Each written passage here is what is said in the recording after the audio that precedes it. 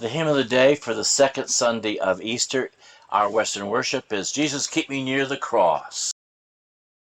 Fanny Crosby wrote the lyrics to Near the Cross, one of her more than 8,000 poems. She was born in 1820, about 50 miles north of New York City, in the village of Brewster, the only child of John and Mercy Crosby, who were relatives of the famed Revolutionary War spy Enoch Crosby. Her ancestors, in fact, arrived in Boston in 1635, making her a member of the Daughters of the Mayflower and the Daughters of the American Revolution. A later relative we know turns out to be Bing Crosby. At 6 months, she developed an eye infection, and the malpractice of a local quack left her blind for life. At the age of 8, she began writing verses, and at 15, she entered the New York City School for the Blind.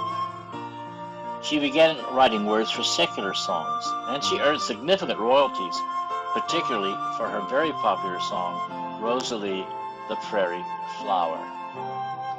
After graduating, she stayed on at the school and taught there for over 10 years.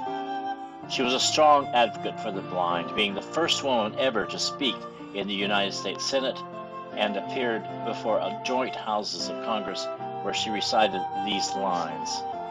O ye who here from every state convene, illustrious band, may we not hope the scene you now behold will prove to every mind instruction hath a ray to cheer the blind.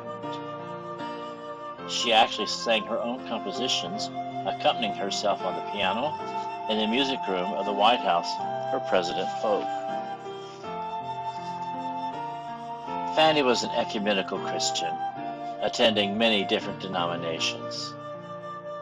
Plymouth Church of the Pilgrims in Brooklyn Heights, led by the famed Congregationalist abolitionist Henry Ward Beecher. Trinity Episcopal Church, a Dutch Reformed Church, and Central Presbyterian Church, later known as the Brooklyn Tabernacle.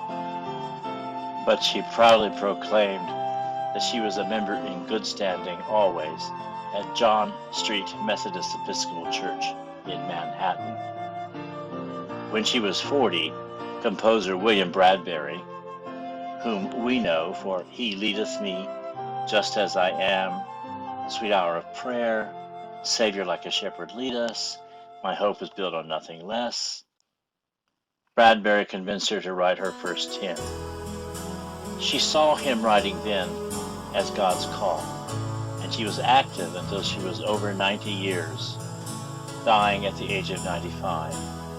Her tombstone carries the words of probably her most famous hymn, Blessed Assurance, Jesus is Mine. Oh, what a foretaste of glory divine. Our hymn was first published in the 1869 Bright Jewels. I will tell you this. People get their theology as much from hymns as they do from sermons. Martin Luther realized this. William Doane composed the tune Near the Cross and asked Fanny to come up with some words. Doane, who produced over 2,300 hymn tunes, was Fanny's favorite go-to composer for writing gospel songs. He set an estimated 1,500 of Crosby's hymns. Doane was born in 1832 in Preston, Connecticut, and played the flute, violin, and double bass as he grew up. As a pupil at Connecticut's Woodstock Academy, in fact, he served, while being a pupil, as the school's choir director. Graduating in 1848, he went to work in his father's company and soon moved on to Cincinnati's J.A. Fay & Company, where eventually he rose to become the company president. He successfully filed more than 70 patents for wood-making machinery and held many leadership and board positions. His accumulated wealth allowed him to purchase Sunnyside Mansion as his family's residence. As well as his hymns, Doane composed secular, instrumental, vocal, and choral works, including 2 cantatas on Santa Claus. He died in South Orange, New Jersey in 1915 and is buried in Spring Grove Cemetery in Cincinnati.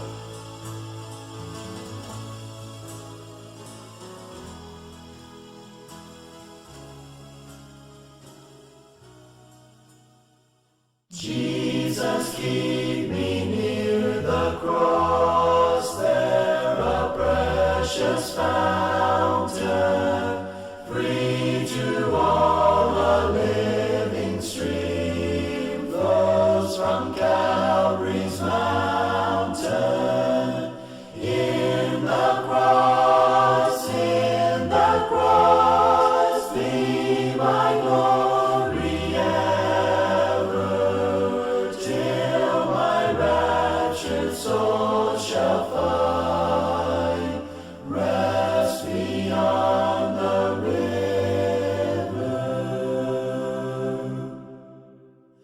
Near the cross a trembling soul, love and mercy found me. There the bright and morning star shed its beams around me. In the cross, be my glory ever, till my raptured soul shall find